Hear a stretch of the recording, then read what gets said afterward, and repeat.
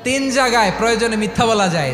এক নাম্বার, আপনার ওয়াইফকে খুশি করার জন্য, সে একটু এরকম না বলে একটু কৌশল করে বললে খুশি হবে, ওটা বলা যায়। দুই নাম্বার, জীবন মরণের ব্যাপার, যান বাঁচানোর জন্য একটু কৌশল করে ঘুরিয়ে বললেন, এটা জায়েজ। তিন নাম্বার, দুইজন ঝগড়া লাগছে তাদেরকে মিলিয়ে দেওয়ার জন্য কৌশল করে একটু মিথ্যা বলা, ঘুরিয়ে বলা যায়। দুইজনের মধ্যে দেখলেন যে সম্পর্ক খারাপ, একজনরে বললেন, ভাই সে তো ওই দিন আপনার ব্যাপারে অনেক প্রশংসা। কি আমার ব্যাপারে প্রশংসা? কি বললো? এই বললো আপনি নাকি এই করছেন ওই করছেন, অনেক প্রশংসা। লোকটার মন খুশি হয়ে যাবে তার ব্যাপারে, ঠিক কিনা? আবার তার সাথে যার ঝগড়া, ওরে যে বলুন, ভাই ওই দিন তো সে আপনার অনেক অ্যাপ্রিসিয়েশন করলো, অনেক। সে তো অবাক, কি রে বলে কি? এই যে দুইজনের ব্যাপারে দুইজনের একটু ভালো ভালো কথা বলে দিচ্ছেন, একদিন দেখবেন রাস্তা দিয়ে হাঁটার সময় একে অপরকে সালাম দিয়ে ফেলছে, সালাম দিয়ে বুকে জড়ায় ধরছে, আছে না নাই? আবার মিলমিশ হয়ে গেছে। কিন্তু আমাদের স্বভাব হইলো, দুই প্রতিবেশী যদি একসাথে বসে একসাথে হাঁটে, দূর থেকে দেখলে আমাদের জলে, আছে না নাই?